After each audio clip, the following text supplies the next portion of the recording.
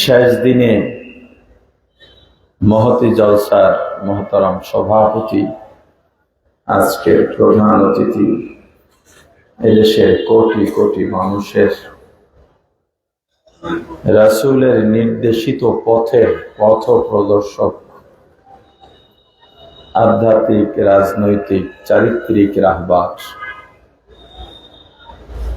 হযরত পীর সাহেব হুজুর চরমনাই হাফিজাহুল্লাহ তাআলা, দেগার মুআজ্জাজ মুকাররম হযরত উলামায়ে কেরাম, দূর দূরান্ত থেকে আগত ইসলাম প্রিয়, দ্বীন প্রিয়, মধ্যে মুজাহিদ, আল্লাহ রাব্বুল আলামিনের আশিকিন, জাকিরিন, শাকিরিন মুসলমান ভাইয়েরা, কলিজার টুকরা সমবয়সী যুবক ও ছাত্র বন্ধুগণ, পর্দানিশী মা ও বোনেরা, আল্লাহ তাআলার দরবারে লাখ কোটি শুকুর সুজুদ যেই মহান রব্বুল আলামিন আমাদেরকে হায়াত তাইয়্যিবা দান করে দুনিয়ার জান্নাতের বাগান কোরআন ও সুন্নাহর আলোচনার এই মোবারক মজলিসে আশা ও বসার মতো তৌফিক দান করেছেন, আলোচনা শোনার মতো সুযোগ করে দিয়েছেন, এজন্য শুকরিয়া আদায় করি আলহামদুলিল্লাহ। আমি এত বেশি পরিমাণে অসুস্থ, তাতে এই মাহফিলে আসার কথা না। এর থেকে অর্ধেক অসুস্থ থাকলেও আমি মাহফিলে যাই না, কিন্তু আজকে এত দূর পার হয়ে তবু কেন আসছি জানেন? আমি মনে করি এই যে ময়দানে আপনারা আছেন, আপনারা এক একটা স্বর্ণের টুকরা, হীরার টুকরা। প্রত্যেকটা মানুষ আল্লাহর কাছে মকবুল বান্দা। এই আপনাদের দোয়া নিতে আসছি, মুরব্বীদের নির্দেশ পালন করতে আসছি। যদি একটু ইবরত হাসিল হয়, হয়তো পরকালীন জিন্দেগি এটাই আমার নাজাতের ওসিলা হবে। আমি অল্প কিছু কথা বলবো, খুব সংক্ষেপ, এইভাবেই বলে শেষ করব। জোরেও কথা বলতে পারি না, গলা আটকে যায়। জ্বর, মাথা ব্যথা, বুকে ব্যথা, ঠান্ডা, গলা বসা। এরপরেও বলবো, দ্বীনের স্বার্থে বলবো। এই ফেনীর, এটা কলেজ মাঠ না স্কুল? স্কুল ও কলেজ মাঠ, পাইলট। এই ফেনীতে এক সময় আমরা দেখেছি মসজিদের চত্বরে সিনেমার শুটিং হয়েছে। আমরা ঢাকায় প্রতিবাদ করেছি। আমার সাধ্য, আপনার সাধ্য যতটুকু ততটুকু করতেই হবে, চুপ থাকার সুযোগ নাই। আমরা কি পেরেছি, আমাদের ফেসবুক আছে, আমরা ফেসবুকে লিখেছি। আমাদের বন্ধু বান্ধব আছে, আমরা একটা মানববন্ধন করেছি, অথবা কেউ কেউ স্মারকলিপি প্রদান করেছে। কিন্তু এখানে যখন রমজানে ইসলামী ছাত্র আন্দোলন ইফতারের আয়োজন করেছে, তাদেরকেও ইফতারের আগে মেরে রক্তাক্ত করে বিতাড়িত করা হয়েছে এই ফেনীতে এবং এই মাঠে। এই নিউজও আমরা ঢাকা বসে পেয়েছি, ওই একইভাবে আমরা প্রতিবাদ করতে পেরেছি। ফেনী এসে দুর্বৃত্তদের সামনে চোখে চোখ রেখে কথা বলতে পারিনি। ফেনীতে যারা ছিলেন সর্বোচ্চ চেষ্টা করেছেন, বেশি পারেননি, কারণ 17 বছরের ফেসিবাদী জগদ্দল পাথর আমাদের উপরে চেপেছিল। সারা বাংলাদেশের মানুষ আজ মুক্ত, আলহামদুলিল্লাহ। এই সাধারণত এই আলোচনাগুলো করি না, যে এই ওয়াজ আসে শুধু এই জুলাই আগস্টের গণ অভ্যুত্থানের কথাই ওয়াজ করে শেষ করে দেয়।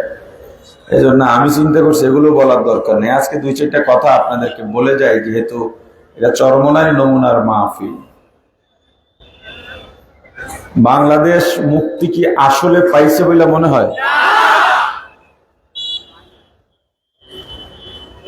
দুর্নীতি আগের মতোই আছে, দখলবাজি আগের মতোই আছে, চুরি ডাকাতি আগের মতোই আছে, সন্ত্রাসী চোখ রাঙানি আগের মতোই আছে, মা বাধাও আগের মতই আছে, শুধু চেহারা গুলো পাল্টে গেছে।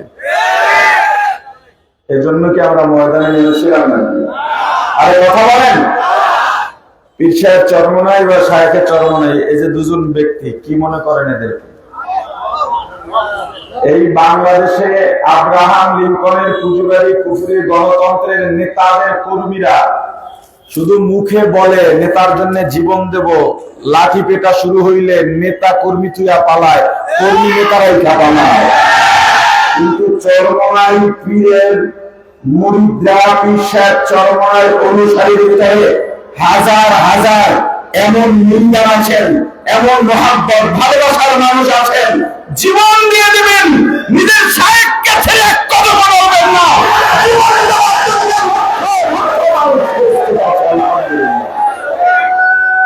এই যে বুঝলেন,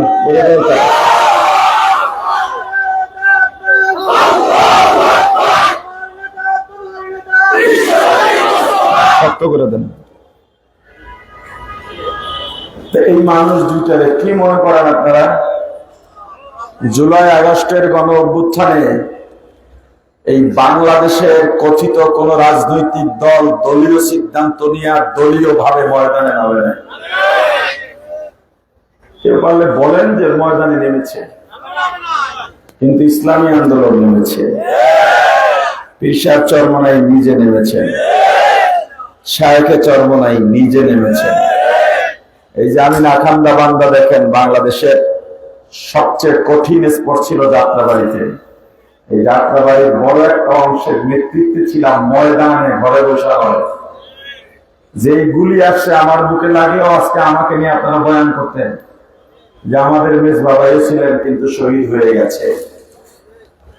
কিন্তু আমরা এই যে আপনাদেরকে মুক্ত করার জন্য জীবনের এই আন্দোলন যদি ফেল হতো, আজকে পীর সাহেব চরমনাইকেও আয়না ঘরে নেওয়া হতো, শায়েখে চরমনাইয়ের অস্তিত্ব রাখতো না, এই হাবিবুর রহমান মিসবাহকে এখানে বসে বয়ান করতে পারতো না।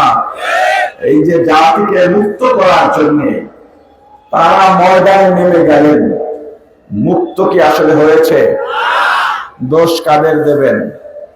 এই আপনারা, এই সমস্যায় আপনাদের মাঝে এই সাধারণ মানুষ যদি ঠিক না হয়ে এই দেশ মুক্তি পাবে না। আপনাকে ঠিক করতে হবে ভবিষ্যৎ নেতৃত্ব কার মেনে নেবেন, কোন নেতৃত্বে এই দেশ পরিচালনা করতে চান। আগে ব্যানার ছিল এই খাম্বায় খাম্বায়, ফেস্টুন ছিল, এখন আছে আরো বেশি। বিনা কারণে আগে হুটহাট করে মিছিল বেরিত, কথা কয় না, হুদাহুদি কয়েকজনে মিলে একটা মিছিল বের করতো। এখন তারা বাড়ি করে না, কিন্তু মিছিল ঠিকই আছে। আগে ফেসবুকে শুধু শুধু তার ছবি দিয়া লেখতো আপনার সাথে আছে, কোনো কারণ নাই, ইস্যু নাই, কিছু নাই, হুদাহুদি দিত। প্রিয় অভিভাবক, কি অভিভাবক, প্রিয় অভিভাবক। এখন সবই ঠিক আছে, পোস্ট দাতা পাইলে গেছে, এডমিন পাইলে গেছে, ব্যানারের ফেস্টুনের ছবিগুলো পাইলে গেছে, বাকি সব ঠিক আছে। এই ফেসিবাদ থেকে যদি শিক্ষা গ্রহণ না করতে পারি, এই জাতি আজীবন শৃঙ্খলবদ্ধ থাকবে, এই জাতি কখনো মুক্তি পাবে না।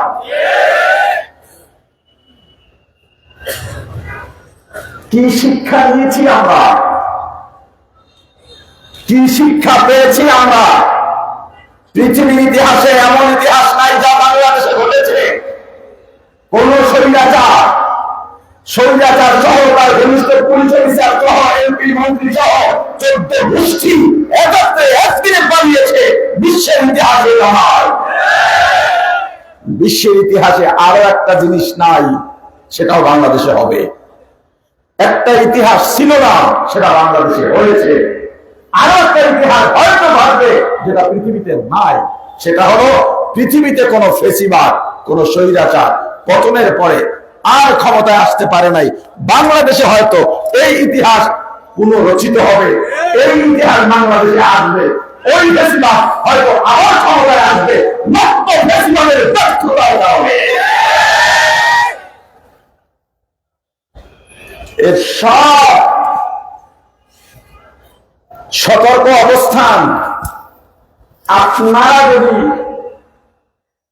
তৈরি করতে না পারেন, দায়ভার সব আপনার হবে, সিদ্ধান্ত আপনি নেবেন। আমার কথা বলি, ইসলামী আন্দোলনের সাংগঠনিক কাজে আগের মতো সময় দিতে পারি না। ব্যবসায়িক ব্যস্ততা, প্রাতিষ্ঠানিক ব্যস্ততা, কিন্তু পিসার চরমনায়ের হাতের জিহাদের বায়াত কিন্তু ভাঙি নাই। ওই জিহাদি বায়াত এখনো আছে। যখনই ডাক দেবেন সব কিছু ফেলে আপনার সামনে আমি থাকতে চাই। আপনাকে আজ শপথ নিতে হবে। আল্লাহ বলেছেন, রাসূল যারা জান্নাত পাইতে চায় আপনি তাদেরকে জানিয়ে দেন, আমি আল্লাহর ভালোবাসা ছাড়া জান্নাত পাওয়া যাবে না। কেন? জান্নাত বানাইছেন কে? জোরে বলেন। কাদের জন্য? আমাদের জন্য। কাদের জন্য? এই আল্লাহর জান্নাতের মালিকানা যদি আপনি আমি চাই, যত মানুষ পৃথিবীতে ছিল, বর্তমানে আছে, ভবিষ্যতে আসবে, এই সব মানুষের জন্য আল্লাহ জান্নাতে বাড়ি বানিয়েছেন। মুসলিম ও মুসলিম নেই, সবার জন্য। আবু জাহেলের জন্যও আল্লাহ জান্নাত বানিয়েছেন, আবু লাহাবের জন্যও আল্লাহ জান্নাত বানিয়েছেন, উতবা সাহেবা, ফিরাউন, নমরুদ, হামান, নাস্তিক, মুরতাদ, সবার জন্য জান্নাত বানিয়েছেন। কিন্তু সবাই জান্নাত পাবে না। কেন? আল্লাহর ভালোবাসার শর্ত পূরণ করতে পারে নাই বলে। যারা জান্নাত পাবে না, এই আপনার মতো যারা আল্লাহকে পাওয়ার জন্য দিন রাত পরিশ্রম করেন, সব ফেলে এখানে বসে আছেন, এই আপনাদেরকে ওই জান্নাতগুলো বোনাস হিসেবে দিয়ে দেবে। জান্নাত আসলে কি? জান্নাত শান্তির বালাখানা। পৃথিবীর যত সুখ শান্তি আছে সব এক জায়গায় করলো, জান্নাতের এক জায়গা শান্তির সমান হবে না। জান্নাতীরা হাউজে কাউসার পাবে। এই একটা এক্সাম্পল দেব আমি আপনাদেরকে শুধু। জান্নাতীরা হাউজে কাউসার পাবে। কি পাবে? জোরে বলেন। হাউজে কাউসার পাবে। হাউজে কাউসার কি? হযরত আনাস রাদিয়াল্লাহু তাআলা আনহু বর্ণনা করেন, আমরা নবীজির সামনে সাহাবীরা বসা, নবীজি এভাবে হাতে ট্যাক লাগাইয়া শোয়া ছিলেন, কাত হয়ে, বিছানায় পিঠ লাগাইয়া না। রাসূলের চক্ষু বন্ধ ছিল, তবে তিনি যে ঘুমাননি, ধ্যান করতেছেন, এটা আমরা বুঝতে পেরেছিলাম। একেবারে পিনপন নীরবতা, পিনপতন নীরবতা, কোনো কথা নাই। কিছুক্ষণ পরে নবীজি উঠে বসলেন, মুচকি হাসলেন, জিজ্ঞেস করলেন, হে সাহাবীরা, তোমরা জানো আমি কেন হাসছি? সাহাবায়ে কেরাম বললেন, আল্লাহ ও আল্লাহর রাসূলই ভালো জানেন। নবীজি বললেন, একটা সুসংবাদ আছে। কি আছে? এইমাত্র জিবরাইল আমিন এসেছিলেন, আল্লাহ কোরআনের সবচেয়ে ছোট্ট সূরাটা নাযিল করে ফেলেছেন।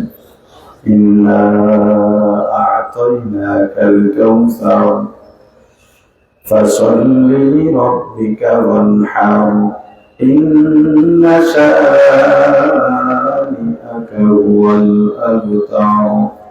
হে সাহাবীরা, আল্লাহ আমাকে এই সূরা নাযিলের মাধ্যমে হাউজে কাউসার দান করেছেন।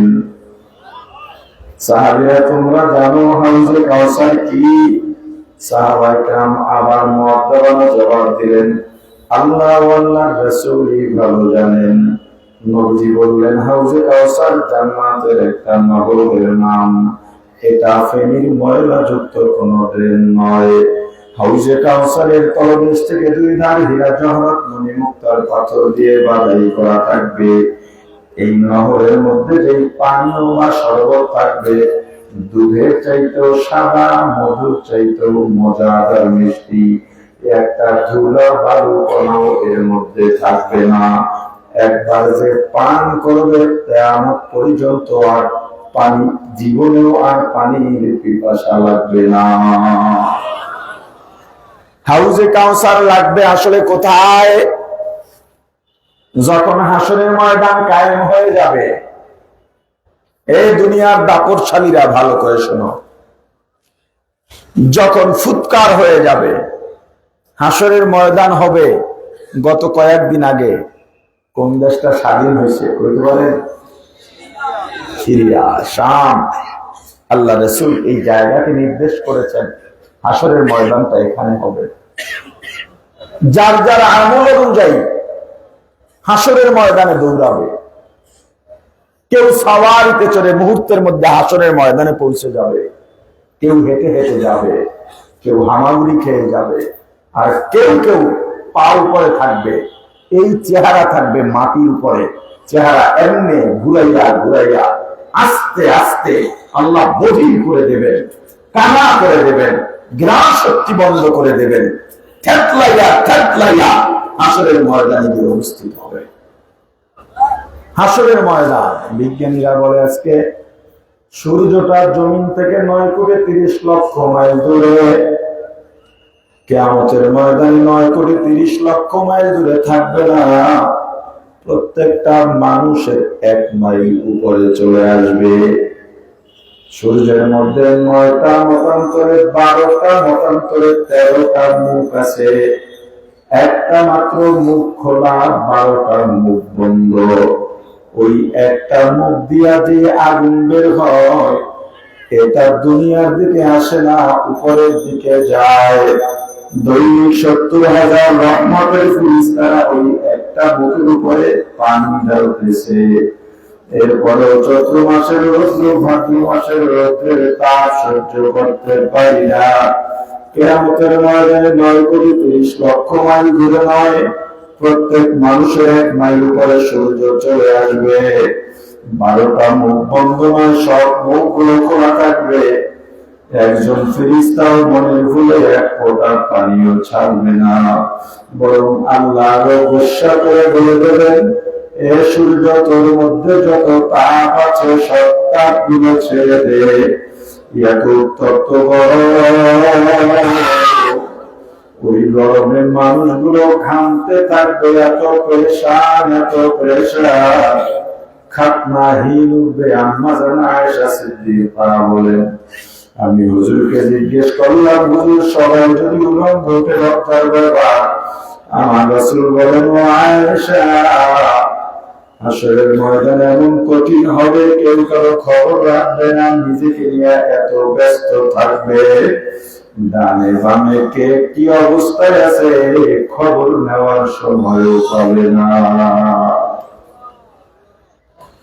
ঘামতে থাকবে, ঘামতে থাকবে। যার যারা আমল অনুযায়ী কারো কারো পায়ের গোড়ালি পর্যন্ত ঘামে ডুবন্ত থাকবে, কারো কারো হাঁটু পরিমাণ ঘামে ডুবন্ত থাকবে, কারো কারো কোমর পর্যন্ত ঘামের দরিয়ায় ডুবন্ত থাকবে, কারো কারো গলা পর্যন্ত, আর কেউ কেউ ঘামের মধ্যে হাবুডুবু খাবে। এভাবে 40 বছর মতান্তরে 40,000 বছর পর্যন্ত বিচারের অপেক্ষা করবে। বিচার হবে না, সবাই অপেক্ষায় করবে, হাউকাশ করবে, ডাকাডাকি করবে, চিল্লা পাল্লা করবে। বিচারটা কেন হইয়া যায় না? বিচারটা কেন হইয়া যায় না? কারণ ওরা মনে করবে এই বিচারের ময়দান বুঝি অনেক কঠিন, বিচারটা হইয়া গেলেই বুঝি আমরা মাফ পাইয়া যাবো। ব্যাপারটা এমন নয়। সব মানুষগুলো পেরেশান হয়ে যাবে। সন্তান মা বাবাকে পরিচয় দেবে না। ইয়াউমা ইয়াফিরুল মারউ মিন আখিহি ওয়া উম্মিহি ওয়া আবিহি ওয়া সাহিবাতিহি ওয়া বানিহি। সন্তান মা বাবাকে দেখবে, ইয়াফির রূপ পালাবে। মা বাবা সন্তানকে দেখবে, ইয়াফির রূপ পালাবে। ভাই ভাইকে, ভাই বোনকে, বোন ভাইকে, বন্ধু বন্ধুকে, স্বামী স্ত্রীকে, স্ত্রী স্বামীকে দেখলেই পালাবে। যদি স্বামী স্ত্রীর সঙ্গে দেখা হইয়া যায়, যে বিবির নিয়ে সারাটা জীবন একই বিছানায় কাটাইয়া দিলাম, ওই বিবি বলবে আমার কোনো বিয়ে হয় নাই, মা বলবে আমার কোন সন্তান স্বামী ছিল না। ওই হাসরের ময়দানে ঘুরবে, নবীদের কাছে যাবে, নবীরাও শুধু ব্যস্ত আর ব্যস্ত। শুধুমাত্র রাহমাতুল আলামিন সাইয়্যিদুল মুরসালিন ইমামুল মুরসালিন খাতামুন নবিয়্যিন শাফিউল মুজনিবিন উম্মতের কান্দারি মানবতার মুক্তির দূত সাইয়্যিদুনা মুহাম্মাদুর রাসূলুল্লাহ সাল্লাল্লাহু আলাইহি ওয়াসাল্লাম সিজদায় পড়ে উম্মতি উম্মতি বলে কাঁদবে। 40,000 বছর পর্যন্ত হাসরবাসীরা ঘামের মধ্যে এভাবে হামাগুড়ি খাবে ডুবন্ত অবস্থায়, একবার এদিকে একবার ওদিকে।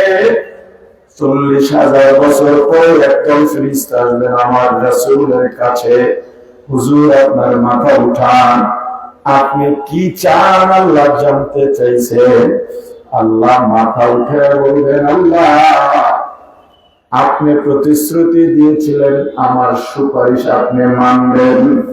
আল্লাহ বলবেন, হাবিব আমার আপনার সুপারিশ আজকে মানা হবে, আপনি কি চান বলেন। আমার রাসূল বলবেন, আল্লাহ আমার উম্মত কষ্ট পাইতেছে, বিচার কার্য শুরু হয়ে যাক, আর আমার উম্মতদেরকে আমার কাছে আসার অনুমতি দেওয়া হোক, আমি একটু হাউজে কাউসারের পানি পান করাই দেব, আর আপনার আরশের ছায়ার নিচে জায়গা দেব। আল্লাহ বললেন, হাবিব আমার আপনার সুপারিশ মানা হলো। বিচার কার্য শুরু হবে।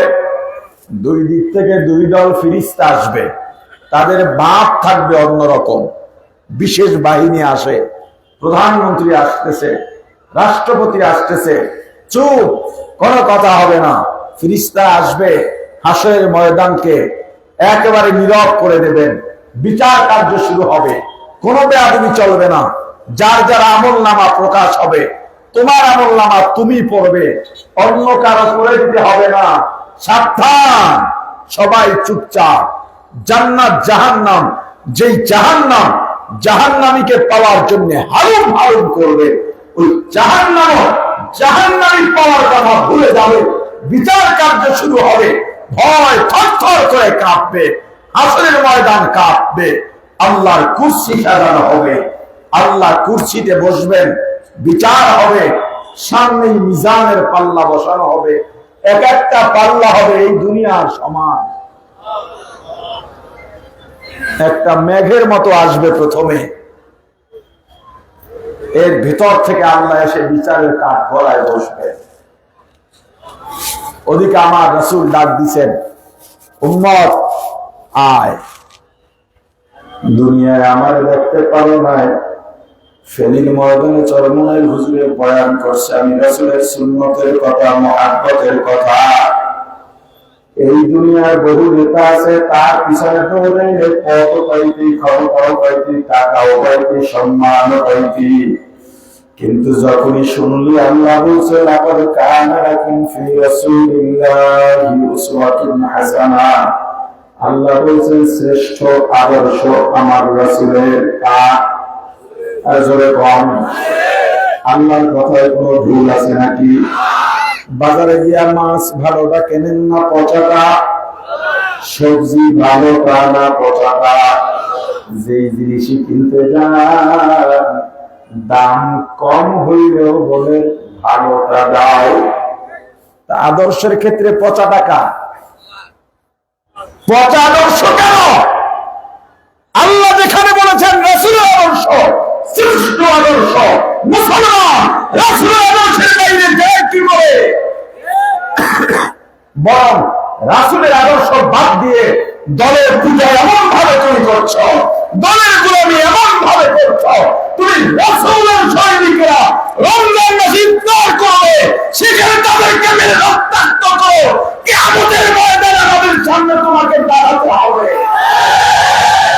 ওই বিচারের কাঠগড়ায় তোমাকে জবাব তাকফীর করতে হবে।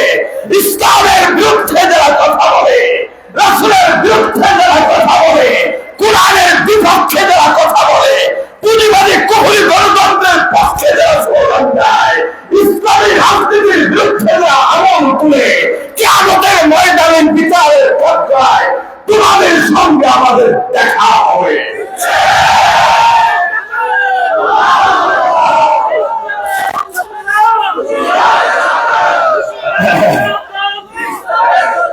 প্রস্তুত থাকো।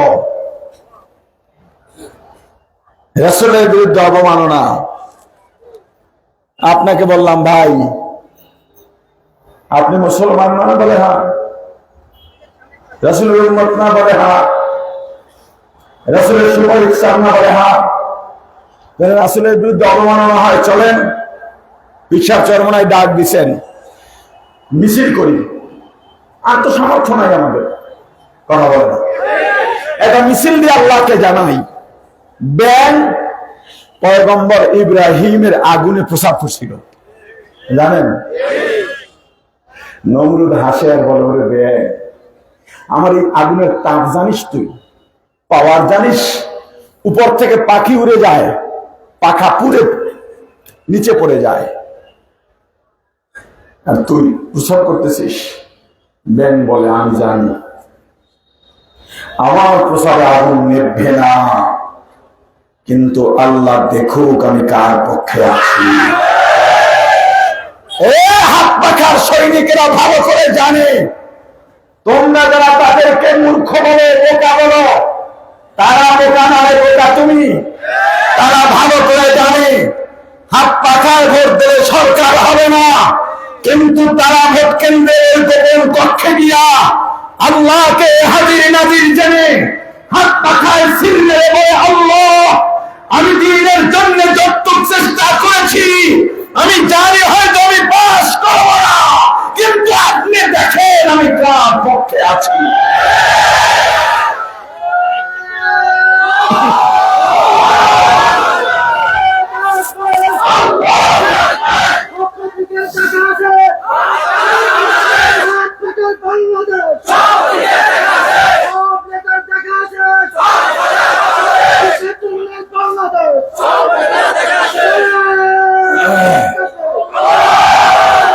যখন বলি চলেন বা একটু প্রতিবাদ করি, একটা মিছিল দিই, তখন ওই হুজুর, ওই মুন্সি, ওই মোল্লা, ওই হাজী সাহেব উত্তর দেয়, বাবা আমাদের দলীয় সিদ্ধান্ত এখনো আসে না। রাসূল কি কোন দলের না মুসলমানের? রাসূল কি কোন গোষ্ঠীর না মুসলমানের? রাসূল কি কোন পীরের না মুসলমানের? তুমি দলের এত গোলামি করছো, আমার রাসূলের অবমাননা হয়, সেখানে মুখ খুলতে তোমার দলীয় নির্দেশনা লাগবে। বোঝা গেছে তুমি চূড়ান্ত পর্যায়ে পৌঁছে গেছো। কিয়ামতের ময়দানে আল্লাহ স্পষ্ট বলবেন, যে যারে নেতা মানছো ওই নেতার পিছে পিছে যাও, ওই নেতার পিছে যাও। তুমি যে নেতা মানছ ওই নেতা কেমন তুমি ভালো করে জানো, মামলা বাণিজ্য করে কয় কোটি খাইছে তুমি ভালো করে জানো, বেশিরভাগের টাকাওয়ালা কেমনে রোডে কয়েক টাকা খাইয়া রোডে উঠেছে ভালো করে জানো। তোমার নেতা কয় নাম্বার জান্নাতে যাইবে এটাও তুমি জানো। তোমার নেতার সাথে তোমাকে যেতে হবে। তুমি রাসূলের আদর্শ মানবা। আল্লাহ বলেছেন শ্রেষ্ঠ আদর্শ রাসূলের, আল্লাহ বলছেন শ্রেষ্ঠ আদর্শ রাসূলের, শ্রেষ্ঠ আদর্শ রাসূলের। তুমি মুসলমান কার মায়ায় করে? আজকে আমি জিয়াউর রহমানের গালি দিলে আমাকে লাইথে নামাই দিবে স্টেজ থেকে, এমন পাগল এই ফেনীতে আছে না নাই? মুজিবের বিরুদ্ধে বললে, হাসিনার বিরুদ্ধে বললে, খালেদার বিরুদ্ধে বললে কথা বলতে দেয় না। কয়দিন আগে দেখছি এক জামাতের বক্তা বলছে তার দলের পক্ষে, সে বলবেই যে সব আকাম করে বিএনপি, দোষ দেয় জামাতের, পাশে জামাতের বিএনপির নেতা এমনি দিছে, এমনি ওদিক দিয়ে মারিয়ে বেটার শেষ। আপনার দলের বিরুদ্ধে বললে আপনি সইতে পারেন না, সেই আপনি আমার রাসূলের বিরুদ্ধে বলবেন আমরা সহ্য করবো, আগুন চলব, হতে পারে না। রাসূল প্রেমিকরা এক ফোঁটা রক্ত থাকা পর্যন্ত, জীবন থাকা পর্যন্ত রাসূলের অবমাননা সইবে না। রক্ত দেবে, জীবন দেবে, জিহাদের ময়দানে শাহাদাত বরণ করবে, তবুও তারা থাকবে না।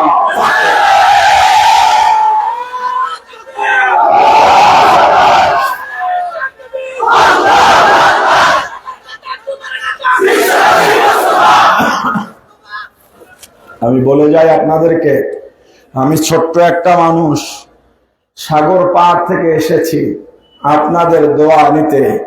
এই ফেনীতে আর ভুল নয়, ফেনীতে বিশাল চরমায় যোগ্য কতগুলো মানুষ রেখে গেছে, প্রত্যেকেই যোগ্য, স্বয়ং সম্পন্ন, এমনকি প্রত্যেকে শিক্ষার সঙ্গে জড়িত।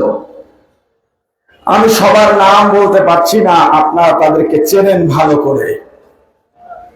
তাদের নেতৃত্বে এই ফেনীতে রাসূলের আদর্শের দুর্গ গড়ে তোলেন। নতুন বছর চোখে চোখ রেখে কথা বলা হবে, অন্যায়ের প্রতিবাদ করা হবে মুখ চিতিয়ে।